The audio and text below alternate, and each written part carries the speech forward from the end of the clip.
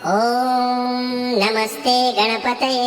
त्वमेव प्रत्यक्षं तत्त्वमसि त्वमेव केवलं कर्तासि त्वमेव केवलं धर्तासि त्वमेव केवलं हर्तासि त्वमेव सर्वं खल्विदं ब्रह्मासि त्वं साक्षादात्मासि नित्यं ऋतं वच्मि सत्यं वच्मि अवत्वं माम् अववक्तारम् अवश्रोतारम् अवदातारम् अवधातारम् अवानूचानमवशिष्यम् अवपश्चातात् अवपुरस्तात् अवोत्तरात्तात् अवदक्षिणात्तात् अवचोर्ध्वात्तात् अवाधरात्तात् सर्वतो मां पाहि पाहि समन्तात्। त्वं वाङ्मयस्त्वं चिन्मयः त्वमानन्दमयस्त्वं ब्रह्ममयः त्वं सच्चिदानन्दाद्वितीयोऽसि त्वं प्रत्यक्षं ब्रह्मासि त्वं ज्ञानमयो विज्ञानमयोऽसि। सर्वं जगदिदं त्वत्तो जायते सर्वं जगदिदं त्वत्तस्तिष्ठति सर्वं जगदिदं त्वयि लयमेष्यति सर्वं जगदिदं त्वयि प्रत्येति। त्वं भूमिरापो नलो निलो नभः त्वं चत्वारि वाक्पदानि त्वं गुणत्रयातीतः त्वमवस्थात्रयातीतः त्वं देहत्रयातीतः त्वं कालत्रयातीतः त्वं मूलाधारस्थितोऽसि नित्यं त्वं शक्तित्रयात्मकः त्वां योगिनो ध्यायन्ति नित्यं। त्वं ब्रह्मा त्वं विष्णुस्त्वं रुद्रस्त्वम् इन्द्रस्त्वम् अग्निस्त्वं वायुस्त्वं सूर्यस्त्वं चन्द्रमास्त्वं ब्रह्मभूर्भुवस्वरों गणादिं पुरोमुच्चार्य वर्णादिं तदनन्तरम् अनुस्वारः परतरः अर्धेन्दुलसितं तारेण रुद्धम् एतत्तव मनुस्वरूपं गकारः पूर्वरूपम् अकारो मध्यमरूपम् अनुस्वारश्च आन्त्यरूपं बिन्दुरुत्तररूपं नादः सन्धानं संहिता सन्धिः सैषा गणेश विद्या गणकऋषिः निचृत गायत्री छन्दः गणपतिर्देवता ॐ गङ्गणपतये नमः। एकदन्ताय विद्महे वक्रतुण्डाय धीमहि तन्नो दन्ती प्रचोदयात्। एकदन्तं चतुर्हस्तं पाशमं कुशधारिणं रदं च वरदं हस्तैर्बिभ्राणं मूषकध्वजं रक्तं लम्बोदरं शूर्पकर्णकं रक्तवाससं रक्तगन्धानुलिप्ताङ्गं रक्तपुष्पैः सुपूजितं भक्तानुकम्पिनं देवं जगत्कारणमच्युतम् आविर्भूतं च सृष्ट्याद्यौ प्रकृतेः पुरुषात् परम् एवं ध्यायति यो नित्यं स योगी योगिनां वरः। नमो व्रातपतये नमो गणपतये नमः प्रमथपतये नमस्तेऽस्तु लम्बोदरायैकदन्ताय विघ्ननाशिने शिवसुताय श्रीवरदमूर्तये नमः। ॐ नमस्ते गणपतये त्वमेव प्रत्यक्षं तत्त्वमसि त्वमेव केवलं कर्तासि त्वमेव केवलं धर्तासि त्वमेव केवलं हर्तासि त्वमेव सर्वं खल्विदं ब्रह्मासि त्वं साक्षादात्मासि नित्यं ऋतं वच्मि सत्यं वच्मि अवत्वं माम् अववक्तारम् अवश्रोतारम् अवदातारम् अवधातारम् अवानूचानमवशिष्यम् अवपश्चातात् अवपुरस्तात् अवोत्तरात्तात् अवदक्षिणात्तात् अवचोर्ध्वात्तात् अवाधरात्तात् सर्वतो मां पाहि पाहि समन्तात्। त्वं वाङ्मयस्त्वं चिन्मयः त्वमानन्दमयस्त्वं ब्रह्ममयः त्वं सच्चिदानन्दाद्वितीयोऽसि त्वं प्रत्यक्षं ब्रह्मासि त्वं ज्ञानमयो विज्ञानमयोऽसि। सर्वं जगदिदं त्वत्तो जायते सर्वं जगदिदं त्वत्तस्तिष्ठति सर्वं जगदिदं त्वयि लयमेष्यति सर्वं जगदिदं त्वयि प्रत्येति। त्वं भूमिरापो नलो निलो नभः त्वं चत्वारि वाक्पदानि त्वं गुणत्रयातीतः त्वमवस्थात्रयातीतः त्वं देहत्रयातीतः त्वं कालत्रयातीतः त्वं मूलाधारस्थितोऽसि नित्यं त्वं शक्तित्रयात्मकः त्वां योगिनो ध्यायन्ति नित्यं। त्वं ब्रह्मा त्वं विष्णुस्त्वं रुद्रस्त्वम् इन्द्रस्त्वम् अग्निस्त्वं वायुस्त्वं सूर्यस्त्वं चन्द्रमास्त्वं ब्रह्मभूर्भुवस्वरों गणादिं पुरोमुच्चार्य वर्णादिं तदनन्तरम् अनुस्वारः परतरः अर्धेन्दुलसितं तारेण रुद्धम् एतत्तव मनुस्वरूपं गकारः पूर्वरूपम् अकारो मध्यमरूपम् अनुस्वारश्च आन्त्यरूपं बिन्दुरुत्तररूपं नादः सन्धानं संहिता सन्धिः सैषा गणेश विद्या गणकऋषिः निचृत गायत्री छन्दः गणपतिर्देवता ॐ गङ्गणपतये नमः। एकदन्ताय विद्महे वक्रतुण्डाय धीमहि तन्नो दन्ती प्रचोदयात्। एकदन्तं चतुर्हस्तं पाशमं कुशधारिणं रदं च वरदं हस्तैर्बिभ्राणं मूषकध्वजं रक्तं लम्बोदरं शूर्पकर्णकं रक्तवाससं रक्तगन्धानुलिप्ताङ्गं रक्तपुष्पैः सुपूजितं भक्तानुकम्पिनं देवं जगत्कारणमच्युतम् आविर्भूतं च सृष्ट्याद्यौ प्रकृतेः पुरुषात् परम् एवं ध्यायति यो नित्यं स योगी योगिनां वरः नमो व्रातपतये नमो गणपतये नमः प्रमथपतये नमस्तेऽस्तु लम्बोदरायैकदन्ताय विघ्ननाशिने शिवसुताय श्रीवरदमूर्तये नमः। ॐ नमस्ते गणपतये त्वमेव प्रत्यक्षं तत्त्वमसि त्वमेव केवलं कर्तासि त्वमेव केवलं धर्तासि त्वमेव केवलं हर्तासि त्वमेव सर्वं खल्विदं ब्रह्मासि त्वं साक्षादात्मासि नित्यं ऋतं वच्मि सत्यं वच्मि अवत्वं माम् अववक्तारम् अवश्रोतारम् अवदातारम् अवधातारम् अवानूचानमवशिष्यम् अवपश्चात्तात्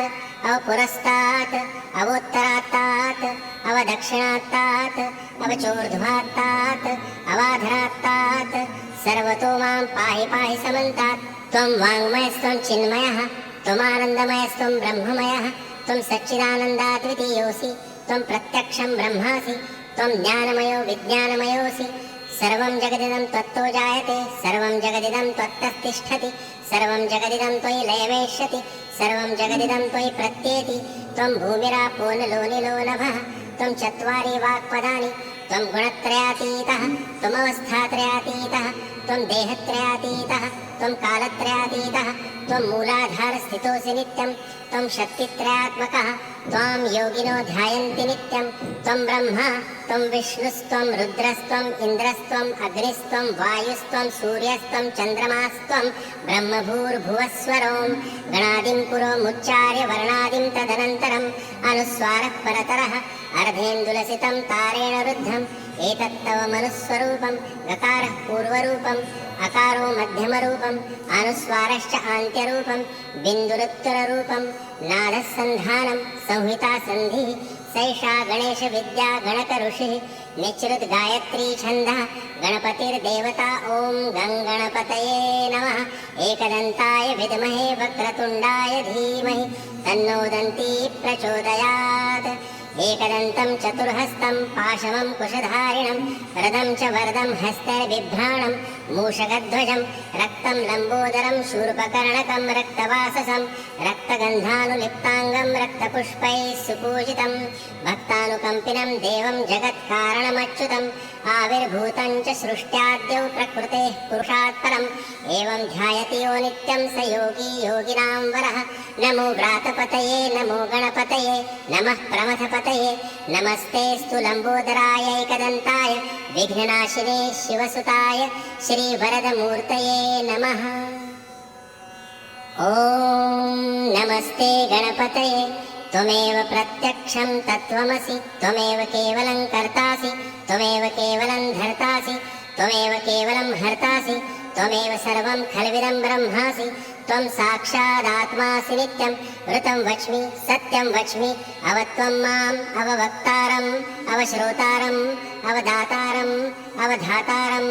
अवानूचानमवशिष्यम् अवपश्चात्तात् अवपुरस्तात् अवोत्तरात्तात् अवदक्षिणात्तात् अवचोर्ध्वात्तात् अवाधरात्तात् सर्वतो मां पाहि पाहि समन्तात् त्वं वाङ्मयस्त्वं चिन्मयः त्वमानन्दमयस्त्वं ब्रह्ममयः त्वं सच्चिदानन्दाद्वितीयोऽसि त्वं प्रत्यक्षं ब्रह्मासि त्वं ज्ञानमयो विज्ञानमयोऽसि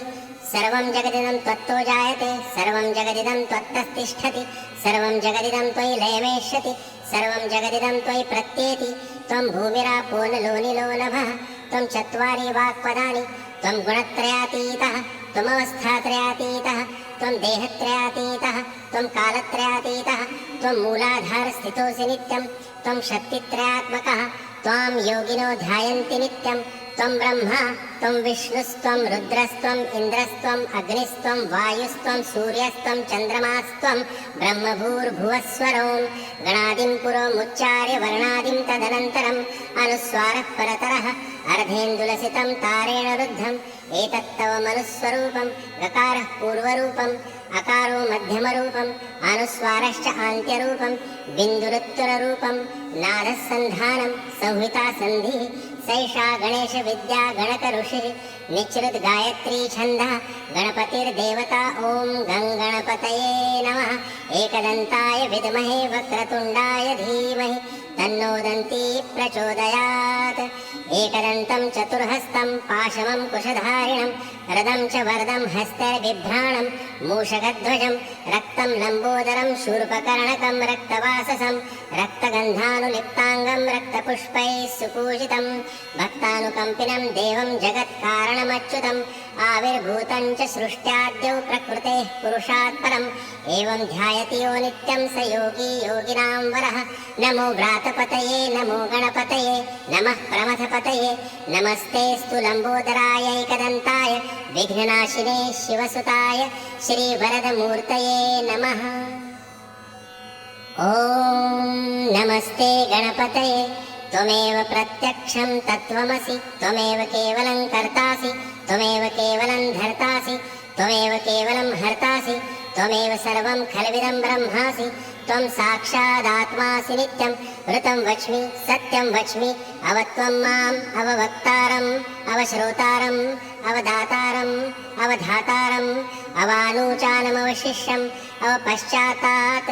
अवपुरस्तात् अवोत्तरात्तात् अवदक्षिणात्तात् अवचोर्ध्वात्तात् अवाधरात्तात् सर्वतो मां पाहि पाहि समन्तात् त्वं वाङ्मयस्त्वं चिन्मयः त्वमानन्दमयस्त्वं ब्रह्ममयः त्वं सच्चिदानन्दाद्वितीयोऽसि त्वं प्रत्यक्षं ब्रह्मासि त्वं ज्ञानमयो विज्ञानमयोऽसि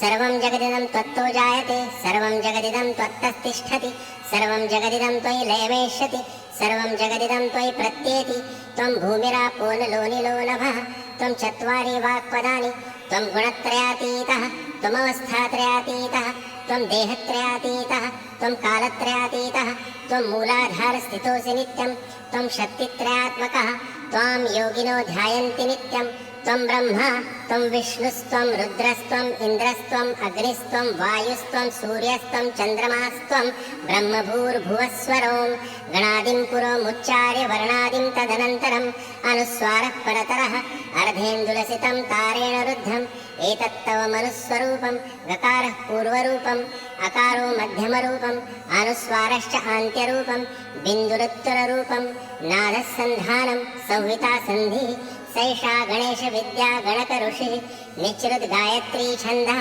गणपतिर्देवता ॐ गं गणपतये नमः एकदन्ताय विद्महे वक्रतुण्डाय धीमहि तन्नो दन्ती प्रचोदयात् एकदन्तं चतुर्हस्तं पाशमं कुशधारिणं रदं च वरदं हस्तैर्बिभ्राणं मूषकध्वजं रक्तं लम्बोदरं शूर्पकर्णकं रक्तवाससं रक्तगन्धानुलिप्ताङ्गं रक्तपुष्पैः सुपूजितं भक्तानुकम्पिनं देवं जगत्कारणमच्युतम् आविर्भूतं च सृष्ट्याद्यौ प्रकृतेः पुरुषात् परम् एवं ध्यायति यो नित्यं स योगी योगिनां वरः नमो व्रातपतये नमो गणपतये नमः प्रमथपतये नमस्तेऽस्तु लम्बोदराय एकदन्ताय विघ्ननाशिने शिवसुताय श्रीवरदमूर्तये नमः ॐ नमस्ते गणपतये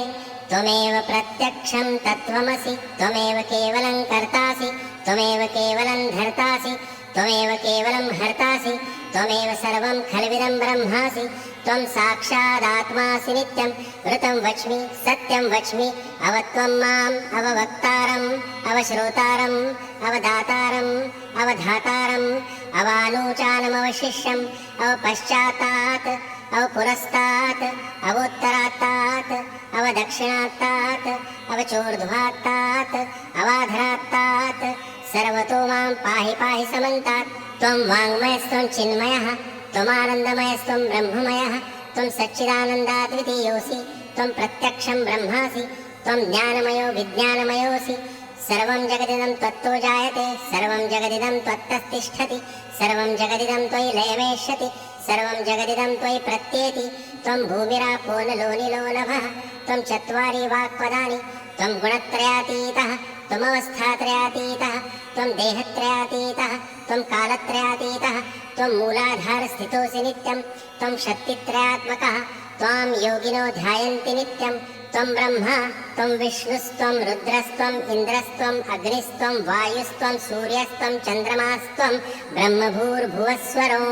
गणादिं पुरोमुच्चार्य वर्णादिं तदनन्तरम् अनुस्वारः परतरः अर्धेन्दुलसितं तारेण रुद्धम् एतत्तव मनुस्वरूपं गकारः पूर्वरूपम् अकारो मध्यमरूपम् अनुस्वारश्च आन्त्यरूपं बिन्दुरुत्तररूपं नादः सन्धानं संहिता सन्धिः सैषा गणेश विद्या गणक ऋषिः निचृत गायत्री छन्दः गणपतिर्देवता ॐ गङ्गणपतये नमः एकदन्ताय विद्महे वक्रतुण्डाय धीमहि तन्नो दन्ती प्रचोदयात् एकदन्तं चतुर्हस्तं पाशवं कुशधारिणं रदं च वरदं हस्तैर्बिभ्राणं मूषकध्वजं रक्तं लम्बोदरं शूर्पकर्णकं रक्तवाससं रक्तगन्धानुलिप्ताङ्गं रक्तपुष्पैः सुपूजितं भक्तानुकम्पिनं देवं जगत्कारणमच्युतम् आविर्भूतं च सृष्ट्याद्यौ प्रकृतेः पुरुषात् परम् एवं ध्यायति यो नित्यं स योगी योगिनां वरः नमो व्रातपतये नमो गणपतये नमः प्रमथपतये नमस्तेऽस्तु लम्बोदराय एकदन्ताय विघ्ननाशिने शिवसुताय श्रीवरदमूर्तये नमः ॐ नमस्ते गणपतये त्वमेव प्रत्यक्षं तत्त्वमसि त्वमेव केवलं कर्तासि त्वमेव केवलं धर्तासि त्वमेव केवलं हर्तासि त्वमेव सर्वं खल्विदं ब्रह्मासि त्वं साक्षादात्मासि नित्यं ऋतं वच्मि सत्यं वच्मि अवत्वं माम् अववक्तारम् अवश्रोतारम् अवदातारम् अवधातारम् अवानूचानमवशिष्यम् अवपश्चात्तात् अवपुरस्तात् अवोत्तरात्तात् अवदक्षिणात्तात् अवचोर्ध्वात्तात् अवाधरात्तात् सर्वतो मां पाहि पाहि समन्तात् त्वं वाङ्मयस्त्वं चिन्मयः त्वमानन्दमयस्त्वं ब्रह्ममयः त्वं सच्चिदानन्दाद्वितीयोऽसि त्वं प्रत्यक्षं ब्रह्मासि त्वं ज्ञानमयो विज्ञानमयोऽसि सर्वं जगदिदं त्वत्तो जायते सर्वं जगदिदं त्वत्तस्तिष्ठति सर्वं जगदिदं त्वयि लयमेष्यति सर्वं जगदिदं त्वयि प्रत्येति त्वं भूमिरापो नलो निलो नभः त्वं चत्वारि वाक्पदानि त्वं गुणत्रयातीतः त्वमवस्थात्रयातीतः त्वं देहत्रयातीतः त्वं कालत्रयातीतः त्वं मूलाधारस्थितोऽसि नित्यं त्वं शक्तित्रयात्मकः त्वां योगिनो ध्यायन्ति नित्यं त्वं ब्रह्मा त्वं विष्णुस्त्वं रुद्रस्त्वम् इन्द्रस्त्वम् अग्निस्त्वं वायुस्त्वं सूर्यस्त्वं चन्द्रमास्त्वं ब्रह्मभूर्भुवस्वरों गणादिं पुरोमुच्चार्य वर्णादिं तदनन्तरम् अनुस्वारः परतरः अर्धेन्दुलसितं तारेण रुद्धम् एतत्तव मनुस्वरूपं गकारः पूर्वरूपम् अकारो मध्यमरूपम् अनुस्वारश्च आन्त्यरूपं बिन्दुरुत्तररूपं नादः सन्धानं संहिता सन्धिः सैषा गणेश विद्या गणक ऋषिः निचृत गायत्री छन्दः गणपतिर्देवता ॐ गङ्गणपतये नमः एकदन्ताय विद्महे वक्रतुण्डाय धीमहि तन्नो दन्ती प्रचोदयात् एकदन्तं चतुर्हस्तं पाशवं कुशधारिणं रदं च वरदं हस्तैर्बिभ्राणं मूषकध्वजं रक्तं लम्बोदरं शूर्पकर्णकं रक्तवाससं रक्तगन्धानुलिप्ताङ्गं रक्तपुष्पैः सुपूजितं भक्तानुकम्पिनं देवं जगत्कारणमच्युतम् आविर्भूतं च सृष्ट्याद्यौ प्रकृतेः पुरुषात् परम्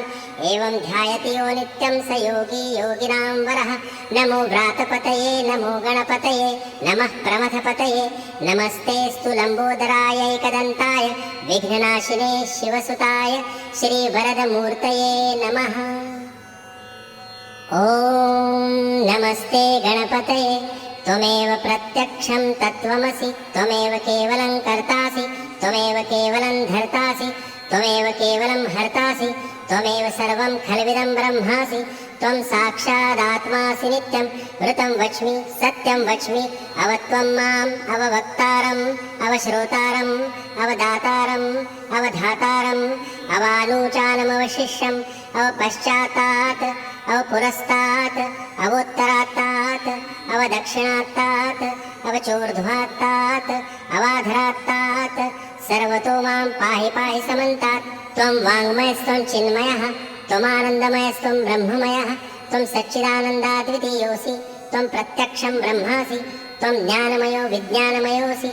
सर्वं जगदिदं त्वत्तो जायते सर्वं जगदिदं त्वत्तस्तिष्ठति सर्वं जगदिदं त्वयि लयमेष्यति सर्वं जगदिदं त्वयि प्रत्येति त्वं भूमिरापो नलो निलो नभः त्वं चत्वारि वाक्पदानि त्वं गुणत्रयातीतः त्वमवस्थात्रयातीतः त्वं देहत्रयातीतः त्वं कालत्रयातीतः त्वं मूलाधारस्थितोऽसि नित्यं त्वं शक्तित्रयात्मकः त्वां योगिनो ध्यायन्ति नित्यं त्वं ब्रह्मा त्वं विष्णुस्त्वं रुद्रस्त्वम् इन्द्रस्त्वम् अग्निस्त्वं वायुस्त्वं सूर्यस्त्वं चन्द्रमास्त्वं ब्रह्मभूर्भुवस्वरों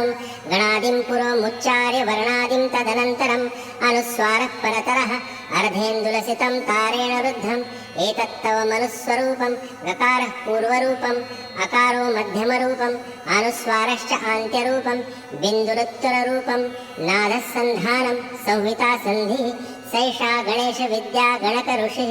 निचृद् गायत्री छन्दः गणपतिर्देवता ॐ गं गणपतये नमः एकदन्ताय विद्महे वक्रतुण्डाय धीमहि तन्नो दन्ती प्रचोदयात् एकदन्तं चतुर्हस्तं पाशमं कुशधारिणं रदं च वरदं हस्तैर्बिभ्राणं मूषकध्वजं रक्तं लम्बोदरं शूर्पकर्णकं रक्तवाससं रक्तगन्धानुलिप्ताङ्गं रक्तपुष्पैः सुपूजितं भक्तानुकम्पिनं देवं जगत्कारणमच्युतम् आविर्भूतं च सृष्ट्याद्यौ प्रकृतेः पुरुषात् परम्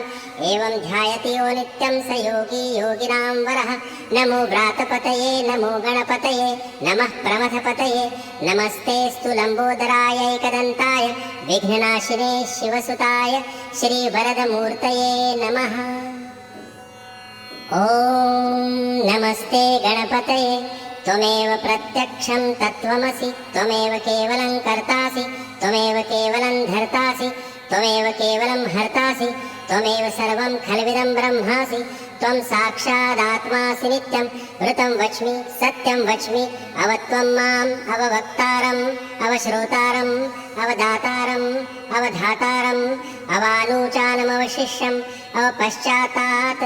अवपुरस्तात् अवोत्तरात्तात् अवदक्षिणात्तात् अवचोर्ध्वात्तात् अवाधरात्तात् सर्वतो मां पाहि पाहि समन्तात् त्वं वाङ्मयस्त्वं चिन्मयः त्वमानन्दमयस्त्वं ब्रह्ममयः त्वं सच्चिदानन्दाद्वितीयोऽसि त्वं प्रत्यक्षं ब्रह्मासि त्वं ज्ञानमयो विज्ञानमयोऽसि सर्वं जगदिदं त्वत्तो जायते सर्वं जगदिदं त्वत्तस्तिष्ठति सर्वं जगदिदं त्वयि लयमेष्यति सर्वं जगदिदं त्वयि प्रत्येति त्वं भूमिरापो नलो निलो नभः त्वं चत्वारि वाक्पदानि त्वं गुणत्रयातीतः त्वमवस्थात्रयातीतः त्वं देहत्रयातीतः त्वं कालत्रयातीतः त्वं मूलाधारस्थितोऽसि नित्यं त्वं शक्तित्रयात्मकः त्वां योगिनो ध्यायन्ति नित्यं त्वं ब्रह्मा त्वं विष्णुस्त्वं रुद्रस्त्वम् इन्द्रस्त्वम् अग्निस्त्वं वायुस्त्वं सूर्यस्त्वं चन्द्रमास्त्वं ब्रह्मभूर्भुवस्वरों गणादिं पुरोमुच्चार्य वर्णादिं तदनन्तरम् अनुस्वारः परतरः अर्धेन्दुलसितं तारेण रुद्धम् एतत्तव मनुस्वरूपं गकारः पूर्वरूपम् अकारो मध्यमरूपम् अनुस्वारश्च आन्त्यरूपं बिन्दुरुत्तररूपं नादः सन्धानं संहिता सन्धिः सैषा गणेश विद्या गणक ऋषिः निचृद् गायत्री छन्दः गणपतिर्देवता ॐ गं गणपतये नमः एकदन्ताय विद्महे वक्रतुण्डाय धीमहि तन्नो दन्ती प्रचोदयात् एकदन्तं चतुर्हस्तं पाशमं कुशधारिणं रदं च वरदं हस्तैर्बिभ्राणं मूषकध्वजं रक्तं लम्बोदरं शूर्पकर्णकं रक्तवाससं रक्तगन्धानुलिप्ताङ्गं रक्तपुष्पैः सुपूजितं भक्तानुकम्पिनं देवं जगत्कारणमच्युतम् आविर्भूतं च सृष्ट्याद्यौ प्रकृतेः पुरुषात् परम् एवं ध्यायति यो नित्यं स योगी योगिनां वरः नमो व्रातपतये नमो गणपतये नमः प्रमथपतये नमस्तेऽस्तु लम्बोदराय एकदन्ताय विघ्ननाशिने शिवसुताय श्रीवरदमूर्तये नमः ॐ नमस्ते गणपतये त्वमेव प्रत्यक्षं तत्त्वमसि त्वमेव केवलं कर्तासि त्वमेव केवलं धर्तासि त्वमेव केवलं हर्तासि त्वमेव सर्वं खल्विदं ब्रह्मासि त्वं साक्षादात्मासि नित्यं ऋतं वच्मि सत्यं वच्मि अवत्वं माम् अववक्तारम् अवश्रोतारम् अवदातारम् अवधातारम् अवानूचानमवशिष्यम् अवपश्चात्तात् अवपुरस्तात् अवोत्तरात्तात् अवदक्षिणात्तात् अवचोर्ध्वात्तात् अवाधरात्तात् सर्वतो मां पाहि पाहि समन्तात् त्वं वाङ्मयस्त्वं चिन्मयः त्वमानन्दमयस्त्वं ब्रह्ममयः त्वं सच्चिदानन्दाद्वितीयोऽसि त्वं प्रत्यक्षं ब्रह्मासि त्वं ज्ञानमयो विज्ञानमयोऽसि सर्वं जगदिदं त्वत्तो जायते सर्वं जगदिदं त्वत्तः तिष्ठति सर्वं जगदिदं त्वयि लयमेष्यति सर्वं जगदिदं त्वयि प्रत्येति त्वं भूमिरापो नलो निलो नभः त्वं चत्वारि वाक्पदानि त्वं गुणत्रयातीतः त्वमवस्थात्रयातीतः त्वं देहत्रयातीतः त्वं कालत्रयातीतः त्वं मूलाधारस्थितोऽसि नित्यं त्वं शक्तित्रयात्मकः त्वां योगिनो ध्यायन्ति नित्यं त्वं ब्रह्मा त्वं विष्णुस्त्वं रुद्रस्त्वम् इन्द्रस्त्वम् अग्निस्त्वं वायुस्त्वं सूर्यस्त्वं चन्द्रमास्त्वं ब्रह्मभूर्भुवस्वरों गणादिं पुरोमुच्चार्य वर्णादिं तदनन्तरम् अनुस्वारः परतरः अर्धेन्दुलसितं तारेण रुद्धम् एतत्तव मनुस्वरूपं गकारः पूर्वरूपम् अकारो मध्यमरूपम् अनुस्वारश्च आन्त्यरूपं बिन्दुरुत्तररूपं नादः सन्धानं संहिता सन्धिः सैषा गणेश विद्या गणक ऋषिः निचृद् गायत्री छन्दः गणपतिर्देवता ॐ गङ्गणपतये नमः एकदन्ताय विद्महे वक्रतुण्डाय धीमहि तन्नो दन्ती प्रचोदयात् एकदन्तं चतुर्हस्तं पाशमं कुशधारिणं रदं च वरदं हस्तैर्बिभ्राणं मूषकध्वजं रक्तं लम्बोदरं शूर्पकर्णकं रक्तवाससं रक्तगन्धानुलिप्ताङ्गं रक्तपुष्पैः सुपूजितं भक्तानुकम्पिनं देवं जगत्कारणमच्युतम् आविर्भूतं च सृष्ट्याद्यौ प्रकृतेः पुरुषात् परम् एवं ध्यायति यो नित्यं स योगी योगिनां वरः नमो व्रातपतये नमो गणपतये नमः प्रमथपतये नमस्तेऽस्तु लम्बोदरायैकदन्ताय विघ्ननाशिने शिवसुताय श्रीवरदमूर्तये नमः एतद् अथर्वशीर्षं योधीते स ब्रह्मभूयाय कल्पते स सर्वविघ्नैर्बाध्यते स सर्वतः सुखमेधते स पञ्चमाः पापात् प्रमुच्यते सायमधियानो दिवसकृतं पापं नाशयति प्रातरधियानो रात्रिकृतं पापं नाशयति सायं प्रातः प्रयुञ्जानो अपापो भवति सर्वत्राध्यानोपविघ्नो भवति धर्मार्थकाममोक्षं च विन्दति इदम् अथर्वशीर्षम् अशिष्याय न देयं यो यदि मोहाद्दास्यति स पापीयान् भवति सहस्रावर्तनात् यं यं काममधीते तं तमनेन साधयेत् अनेन गणपतिम् अभिषिञ्चति स वाग्मी भवति चतुर्थ्याम् अनश्रञ्जपति स विद्यावान् भवति इत्यथर्वणवाक्यं ब्रह्माद्या वर्णं विद्यात् न बिभेति कदाचनेति यो दुर्वाङ्कुरैर्यजति स वैश्रवणोपमो भवति यो लाजैर्यजति स यशोवान् भवति स मेधावान् भवति यो मोदकः सहस्रेण यजति स वाञ्छितफलमवाप्नोति यः साजसमिद्भिर्यजति स सर्वं लभते स सर्वं लभते अष्टौ ब्राह्मणान् सम्यक् ग्राहयित्वा सूर्यवर्चस्वी भवति सूर्यग्रहे महानद्यां प्रतिमासन्निधौ वाजत्वा सिद्धमन्त्रो भवति महाविघ्नात् प्रमुच्यते महादोषात् प्रमुच्यते महापापात् प्रमुच्यते स सर्वविद् भवति स सर्वविद् भवति य एवं वेद इत्युपनिषत् ॐ सहना भवतु सहनौ भुनक्तु सह वीर्यं करवावहै तेजस्विनावधीतमस्तु मा विद्विषावहै ॐ भद्रं कर्णेभिः शृणुयाम देवाः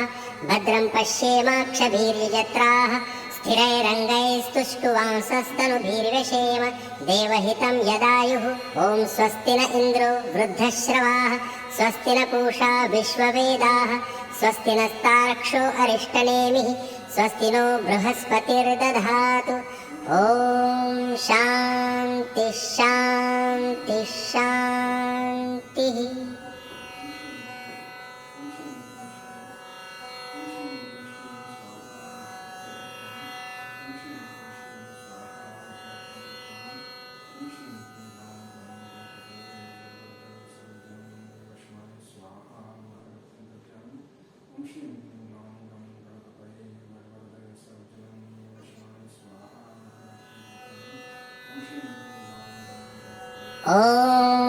नमस्ते गणपतये त्वमेव प्रत्यक्षं तत्त्वमसि त्वमेव केवलं कर्तासि त्वमेव केवलं धर्तासि त्वमेव केवलं हर्तासि त्वमेव सर्वं खल्विदं ब्रह्मासि त्वं साक्षादात्मासि नित्यं ऋतं वच्मि सत्यं वच्मि अवत्वं माम् अववक्तारम् अवश्रोतारम् अवदातारम् अवधातारम् अवानूचानमवशिष्यम् अवपश्चातात् अवपुरस्तात् अवोत्तरात्तात् अवदक्षिणात्तात् अवचोर्ध्वात्तात् अवाधरात्तात् सर्वतो मां पाहि पाहि समन्तात् त्वं वाङ्मयस्त्वं चिन्मयः त्वमानन्दमयस्त्वं ब्रह्ममयः त्वं सच्चिदानन्दाद्वितीयोऽसि त्वं प्रत्यक्षं ब्रह्मासि त्वं ज्ञानमयो विज्ञानमयोऽसि सर्वं जगदिदं त्वत्तो जायते सर्वं जगदिदं त्वत्तस्तिष्ठति सर्वं जगदिदं त्वयि लयमेष्यति सर्वं जगदिदं त्वयि प्रत्येति त्वं भूमिरापो नलो निलो नभः त्वं चत्वारि वाक्पदानि त्वं गुणत्रयातीतः त्वमवस्थात्रयातीतः त्वं देहत्रयातीतः त्वं कालत्रयातीतः त्वं मूलाधारस्थितोऽसि नित्यं त्वं शक्तित्रयात्मकः त्वां योगिनो ध्यायन्ति नित्यं त्वं ब्रह्मा त्वं विष्णुस्त्वं रुद्रस्त्वम् इन्द्रस्त्वम् अग्निस्त्वं वायुस्त्वं सूर्यस्त्वं चन्द्रमास्त्वं ब्रह्मभूर्भुवस्वरों गणादिं पुरोमुच्चार्य वर्णादिं तदनन्तरम् अनुस्वारः परतरः अर्धेन्दुलसितं तारेण रुद्धम् एतत्तव मनुस्वरूपं गकारः पूर्वरूपम् अकारो मध्यमरूपम् अनुस्वारश्च आन्त्यरूपं बिन्दुरुत्तररूपं नादः सन्धानं संहिता सन्धिः सैषा गणेश विद्या गणक ऋषिः निचृत गायत्री छन्दः गणपतिर्देवता ॐ गं गणपतये नमः एकदन्ताय विद्महे वक्रतुण्डाय धीमहि तन्नो दन्ती प्रचोदयात् एकदन्तं चतुर्हस्तं पाशवं कुशधारिणं रदं च वरदं हस्तैर्बिभ्राणं मूषकध्वजं रक्तं लम्बोदरं शूर्पकर्णकं रक्तवाससं रक्तगन्धानुलिप्ताङ्गं रक्तपुष्पैः सुपूजितं भक्तानुकम्पिनं देवं जगत्कारणमच्युतम् आविर्भूतं च सृष्ट्याद्यौ प्रकृतेः पुरुषात् परम् एवं ध्यायति यो नित्यं स योगी योगिनां वरः नमो व्रातपतये नमो गणपतये नमः प्रमथपतये नमस्तेऽस्तु लम्बोदरायैकदन्ताय विघ्ननाशिने शिवसुताय श्रीवरदमूर्तये नमः ॐ नमस्ते गणपतये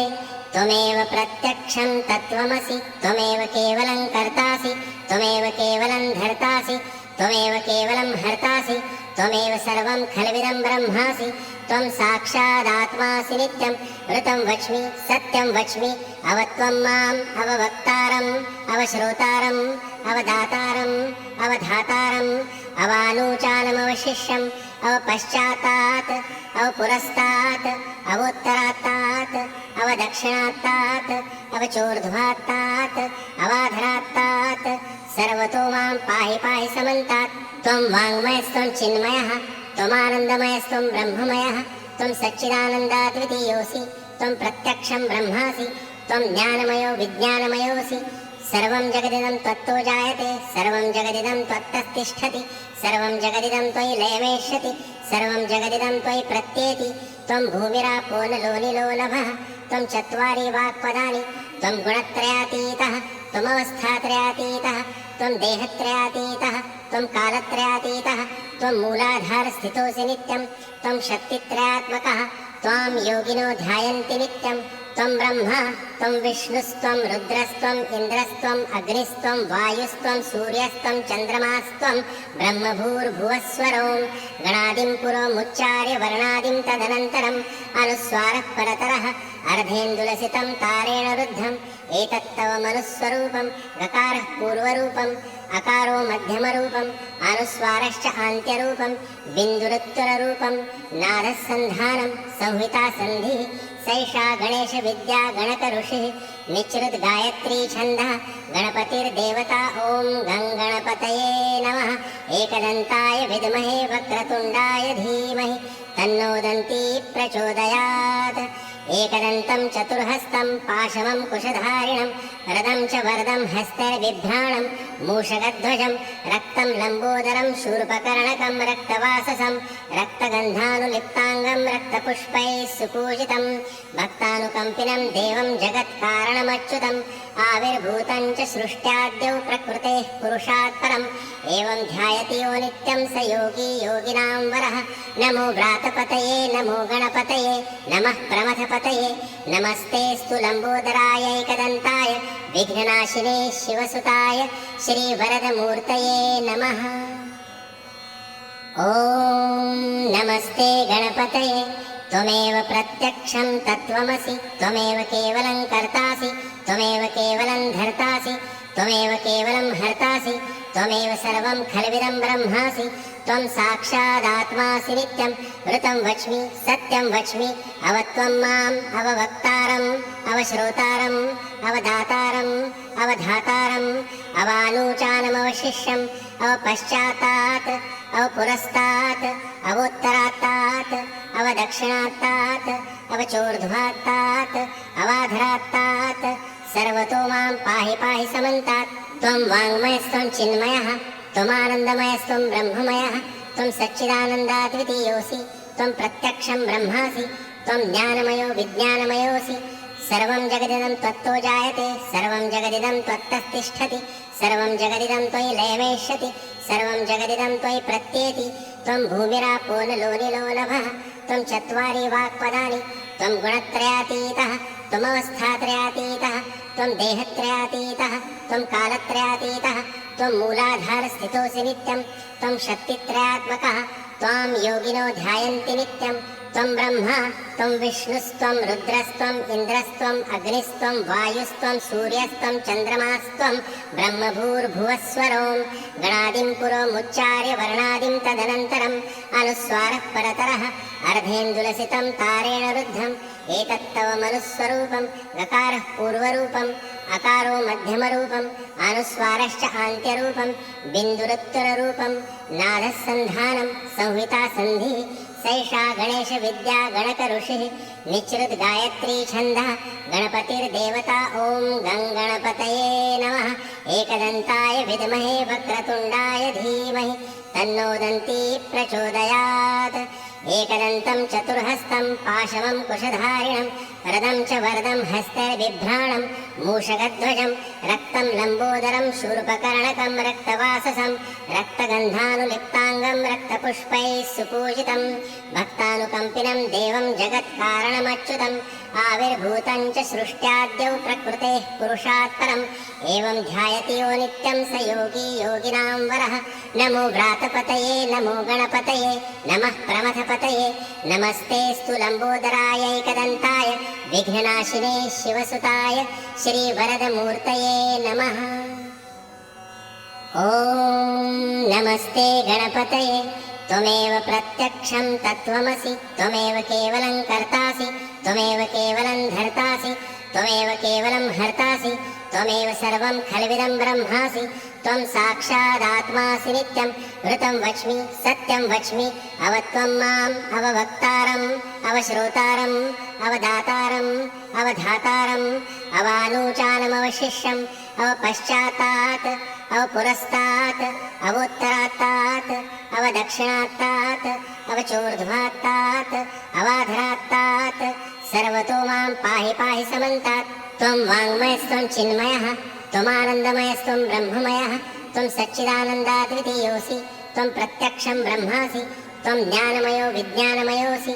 सर्वं जगदिदं त्वत्तो जायते सर्वं जगदिदं त्वत्तः तिष्ठति सर्वं जगदिदं त्वयि लयमेष्यति सर्वं जगदिदं त्वयि प्रत्येति त्वं भूमिरापो नलो निलो नभः त्वं चत्वारि वाक्पदानि त्वं गुणत्रयातीतः त्वमवस्थात्रयातीतः त्वं देहत्रयातीतः त्वं कालत्रयातीतः त्वं मूलाधारस्थितोऽसि नित्यं त्वं शक्तित्रयात्मकः त्वां योगिनो ध्यायन्ति नित्यं त्वं ब्रह्मा त्वं विष्णुस्त्वं रुद्रस्त्वं इन्द्रस्त्वं अग्निस्त्वं वायुस्त्वं सूर्यस्त्वं चन्द्रमास्त्वं ब्रह्मभूर्भुवस्वरों गणादिं पुरोमुच्चार्य वर्णादिं तदनन्तरम् अनुस्वारः परतरः अर्धेन्दुलसितं तारेण रुद्धम् एतत्तव मनुस्वरूपं गकारः पूर्वरूपम् अकारो मध्यमरूपम् अनुस्वारश्च आन्त्यरूपं बिन्दुरुत्तररूपं नादः सन्धानं संहिता सन्धिः सैषा गणेश विद्या गणक ऋषिः निचृत गायत्री छन्दः गणपतिर्देवता ॐ गं गणपतये नमः एकदन्ताय विद्महे वक्रतुण्डाय धीमहि तन्नो दन्ती प्रचोदयात् एकदन्तं चतुर्हस्तं पाशमं कुशधारिणं रदं च वरदं हस्तैर्बिभ्राणं मूषकध्वजं रक्तं लम्बोदरं शूर्पकर्णकं रक्तवाससं रक्तगन्धानुलिप्ताङ्गं रक्तपुष्पैः सुपूजितं भक्तानुकम्पिनं देवं जगत्कारणमच्युतम् आविर्भूतं च सृष्ट्याद्यौ प्रकृतेः पुरुषात् परम् एवं ध्यायति यो नित्यं स योगी योगिनां वरः नमो व्रातपतये नमो गणपतये नमः प्रमथपतये नमस्तेऽस्तु लम्बोदराय एकदन्ताय विघ्ननाशिने शिवसुताय श्रीवरदमूर्तये नमः ॐ नमस्ते गणपतये त्वमेव प्रत्यक्षं तत्त्वमसि त्वमेव केवलं कर्तासि त्वमेव केवलं धर्तासि त्वमेव केवलं हर्तासि त्वमेव सर्वं खल्विदं ब्रह्मासि त्वं साक्षादात्मासि नित्यं ऋतं वच्मि सत्यं वच्मि अवत्वं माम् अववक्तारम् अवश्रोतारम् अवदातारम् अवधातारम् अवानूचानमवशिष्यम् अवपश्चात्तात् अवपुरस्तात् अवोत्तरात्तात् अवदक्षिणात्तात् अवचोर्ध्वात्तात् अवाधरात्तात् सर्वतो मां पाहि पाहि समन्तात् त्वं वाङ्मयस्त्वं चिन्मयः त्वमानन्दमयस्त्वं ब्रह्ममयः त्वं सच्चिदानन्दाद्वितीयोऽसि त्वं प्रत्यक्षं ब्रह्मासि त्वं ज्ञानमयो विज्ञानमयोऽसि सर्वं जगदिदं त्वत्तो जायते सर्वं जगदिदं त्वत्तः तिष्ठति सर्वं जगदिदं त्वयि लयमेष्यति सर्वं जगदिदं त्वयि प्रत्येति त्वं भूमिरापो नलो निलो नभः त्वं चत्वारि वाक्पदानि त्वं गुणत्रयातीतः त्वमवस्थात्रयातीतः त्वं देहत्रयातीतः त्वं कालत्रयातीतः त्वं मूलाधारस्थितोऽसि नित्यं त्वं शक्तित्रयात्मकः त्वां योगिनो ध्यायन्ति नित्यं त्वं ब्रह्मा त्वं विष्णुस्त्वं रुद्रस्त्वम् इन्द्रस्त्वम् अग्निस्त्वं वायुस्त्वं सूर्यस्त्वं चन्द्रमास्त्वं ब्रह्मभूर्भुवस्वरों गणादिं पुरोमुच्चार्य वर्णादिं तदनन्तरम् अनुस्वारः परतरः अर्धेन्दुलसितं तारेण रुद्धम् एतत्तव मनुस्वरूपं गकारः पूर्वरूपम् अकारो मध्यमरूपम् अनुस्वारश्च आन्त्यरूपं बिन्दुरुत्तररूपं नादः सन्धानं संहिता सन्धिः सैषा गणेश विद्या गणक ऋषिः निचृत गायत्री छन्दः गणपतिर्देवता ॐ गं गणपतये नमः एकदन्ताय विद्महे वक्रतुण्डाय धीमहि तन्नो दन्ती प्रचोदयात् एकदन्तं चतुर्हस्तं पाशमं कुशधारिणं रदं च वरदं हस्तैर्बिभ्राणं मूषकध्वजं रक्तं लम्बोदरं शूर्पकर्णकं रक्तवाससं रक्तगन्धानुलिप्ताङ्गं रक्तपुष्पैः सुपूजितं भक्तानुकम्पिनं देवं जगत्कारणमच्युतम् आविर्भूतं च सृष्ट्याद्यौ प्रकृतेः पुरुषात् परम् एवं ध्यायति यो नित्यं स योगी योगिनां वरः नमो व्रातपतये नमो गणपतये नमः प्रमथपतये नमस्तेऽस्तु लम्बोदराय एकदन्ताय विघ्ननाशिने शिवसुताय श्रीवरदमूर्तये नमः ॐ नमस्ते गणपतये त्वमेव प्रत्यक्षं तत्त्वमसि त्वमेव केवलं कर्तासि त्वमेव केवलं धर्तासि त्वमेव केवलं हर्तासि त्वमेव सर्वं खल्विदं ब्रह्मासि त्वं साक्षादात्मासि नित्यं ऋतं वच्मि सत्यं वच्मि अवत्वं माम् अववक्तारम् अवश्रोतारम् अवदातारम् अवधातारम् अवानूचानमवशिष्यम् अवपश्चात्तात् अवपुरस्तात् अवोत्तरात्तात् अवदक्षिणात्तात् अवचोर्ध्वात्तात् अवाधरात्तात् सर्वतो मां पाहि पाहि समन्तात् त्वं वाङ्मयस्त्वं चिन्मयः त्वमानन्दमयस्त्वं ब्रह्ममयः त्वं सच्चिदानन्दाद्वितीयोऽसि त्वं प्रत्यक्षं ब्रह्मासि त्वं ज्ञानमयो विज्ञानमयोऽसि सर्वं जगदिदं त्वत्तो जायते सर्वं जगदिदं त्वत्तस्तिष्ठति सर्वं जगदिदं त्वयि लयमेष्यति सर्वं जगदिदं त्वयि प्रत्येति त्वं भूमिरापो नलो निलो नभः त्वं चत्वारि वाक्पदानि त्वं गुणत्रयातीतः त्वमवस्थात्रयातीतः त्वं देहत्रयातीतः त्वं कालत्रयातीतः त्वं मूलाधारस्थितोऽसि नित्यं त्वं शक्तित्रयात्मकः त्वां योगिनो ध्यायन्ति नित्यं त्वं ब्रह्मा त्वं विष्णुस्त्वं रुद्रस्त्वम् इन्द्रस्त्वम् अग्निस्त्वं वायुस्त्वं सूर्यस्त्वं चन्द्रमास्त्वं ब्रह्मभूर्भुवस्वरों गणादिं पुरोमुच्चार्य वर्णादिं तदनन्तरम् अनुस्वारः परतरः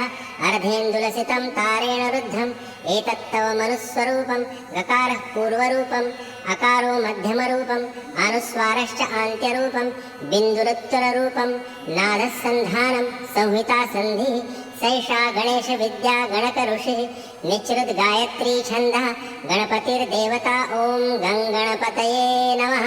एकदन्ताय विद्महे वक्रतुण्डाय धीमहि तन्नो दन्ती प्रचोदयात् एकदन्तं चतुर्हस्तं पाशमं कुशधारिणं रदं च वरदं हस्तैर्बिभ्राणं मूषकध्वजं रक्तं लम्बोदरं शूर्पकर्णकं रक्तवाससं रक्तगन्धानुलिप्ताङ्गं रक्तपुष्पैः सुपूजितं भक्तानुकम्पिनं देवं जगत्कारणमच्युतम् आविर्भूतं च सृष्ट्याद्यौ प्रकृतेः पुरुषात् परम् एवं ध्यायति यो नित्यं स योगी योगिनां वरः नमो व्रातपतये नमो गणपतये नमः प्रमथपतये नमस्तेऽस्तु लम्बोदराय एकदन्ताय विघ्ननाशिने शिवसुताय श्रीवरदमूर्तये नमः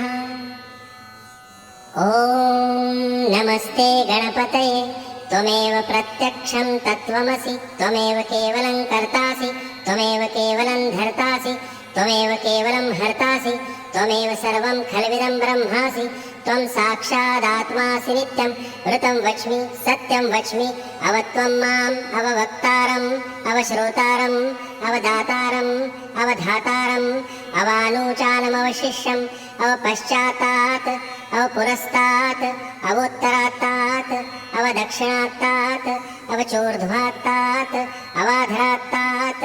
सर्वतो मां पाहि पाहि समन्तात् त्वं वाङ्मयस्त्वं चिन्मयः त्वमानन्दमयस्त्वं ब्रह्ममयः त्वं सच्चिदानन्दाद्वितीयोऽसि त्वं प्रत्यक्षं ब्रह्मासि त्वं ज्ञानमयो विज्ञानमयोऽसि सर्वं जगदिदं त्वत्तो जायते सर्वं जगदिदं त्वत्तस्तिष्ठति सर्वं जगदिदं त्वयि लयमेष्यति सर्वं जगदिदं त्वयि प्रत्येति त्वं भूमिरापो नलो निलो नभः त्वं चत्वारि वाक्पदानि त्वं गुणत्रयातीतः त्वमवस्थात्रयातीतः त्वं देहत्रयातीतः त्वं कालत्रयातीतः त्वं मूलाधारस्थितोऽसि नित्यं त्वं शक्तित्रयात्मकः त्वां योगिनो ध्यायन्ति नित्यं त्वं ब्रह्मा त्वं विष्णुस्त्वं रुद्रस्त्वम् इन्द्रस्त्वम् अग्निस्त्वं वायुस्त्वं सूर्यस्त्वं चन्द्रमास्त्वं ब्रह्मभूर्भुवस्वरों गणादिं पुरोमुच्चार्य वर्णादिं तदनन्तरम् अनुस्वारः परतरः अर्धेन्दुलसितं तारेण रुद्धम् एतत्तव मनुस्वरूपं गकारः पूर्वरूपम् अकारो मध्यमरूपम् अनुस्वारश्च आन्त्यरूपं बिन्दुरुत्तररूपं नादः सन्धानं संहिता सन्धिः सैषा गणेश विद्या गणक ऋषिः निचृद् गायत्री छन्दः गणपतिर्देवता ॐ गङ्गणपतये नमः एकदन्ताय विद्महे वक्रतुण्डाय धीमहि तन्नो दन्ती प्रचोदयात् एकदन्तं चतुर्हस्तं पाशमं कुशधारिणं रदं च वरदं हस्तैर्बिभ्राणं मूषकध्वजं रक्तं लम्बोदरं शूर्पकर्णकं रक्तवाससं रक्तगन्धानुलिप्ताङ्गं रक्तपुष्पैः सुपूजितं भक्तानुकम्पिनं देवं जगत्कारणमच्युतम् आविर्भूतं च सृष्ट्याद्यौ प्रकृतेः पुरुषात् परम् एवं ध्यायति यो नित्यं स योगी योगिनां वरः नमो व्रातपतये नमो गणपतये नमः प्रमथपतये नमस्तेऽस्तु लम्बोदराय एकदन्ताय विघ्ननाशिने शिवसुताय श्रीवरदमूर्तये नमः ॐ नमस्ते गणपतये त्वमेव प्रत्यक्षं तत्त्वमसि त्वमेव केवलं कर्तासि त्वमेव केवलं धर्तासि त्वमेव केवलं हर्तासि त्वमेव सर्वं खल्विदं ब्रह्मासि त्वं साक्षादात्मासि नित्यं ऋतं वच्मि सत्यं वच्मि अवत्वं माम् अववक्तारम् अवश्रोतारम् अवदातारम् अवधातारम् अवानूचानमवशिष्यम् अवपश्चात्तात् अवपुरस्तात् अवोत्तरात्तात् अवदक्षिणात्तात् अवचोर्ध्वात्तात् अवाधरात्तात् सर्वतो मां पाहि पाहि समन्तात्। त्वं वाङ्मयस्त्वं चिन्मयः त्वमानन्दमयस्त्वं ब्रह्ममयः त्वं सच्चिदानन्दाद्वितीयोऽसि त्वं प्रत्यक्षं ब्रह्मासि त्वं ज्ञानमयो विज्ञानमयोऽसि। सर्वं जगदिदं त्वत्तो जायते सर्वं जगदिदं त्वत्तस्तिष्ठति सर्वं जगदिदं त्वयि लयमेष्यति सर्वं जगदिदं त्वयि प्रत्येति। त्वं भूमिरापो नलो निलो नभः त्वं चत्वारि वाक्पदानि त्वं गुणत्रयातीतः त्वमवस्थात्रयातीतः त्वं देहत्रयातीतः त्वं कालत्रयातीतः त्वं मूलाधारस्थितोऽसि नित्यं त्वं शक्तित्रयात्मकः त्वां योगिनो ध्यायन्ति नित्यं। त्वं ब्रह्मा त्वं विष्णुस्त्वं रुद्रस्त्वं इन्द्रस्त्वं अग्निस्त्वं वायुस्त्वं सूर्यस्त्वं चन्द्रमास्त्वं ब्रह्मभूर्भुवस्वरों गणादिं पुरोमुच्चार्य वर्णादिं तदनन्तरम् अनुस्वारः परतरः अर्धेन्दुलसितं तारेण रुद्धम् एतत्तव मनुस्वरूपं गकारः पूर्वरूपम् अकारो मध्यमरूपम् अनुस्वारश्च आन्त्यरूपं बिन्दुरुत्तररूपं नादः सन्धानं संहिता सन्धिः सैषा गणेश विद्या गणक ऋषिः निचृद् गायत्री छन्दः गणपतिर्देवता ॐ गङ्गणपतये नमः। एकदन्ताय विद्महे वक्रतुण्डाय धीमहि तन्नो दन्ती प्रचोदयात्। एकदन्तं चतुर्हस्तं पाशमं कुशधारिणं रदं च वरदं हस्तैर्बिभ्राणं मूषकध्वजं रक्तं लम्बोदरं शूर्पकर्णकं रक्तवाससं रक्तगन्धानुलिप्ताङ्गं रक्तपुष्पैः सुपूजितं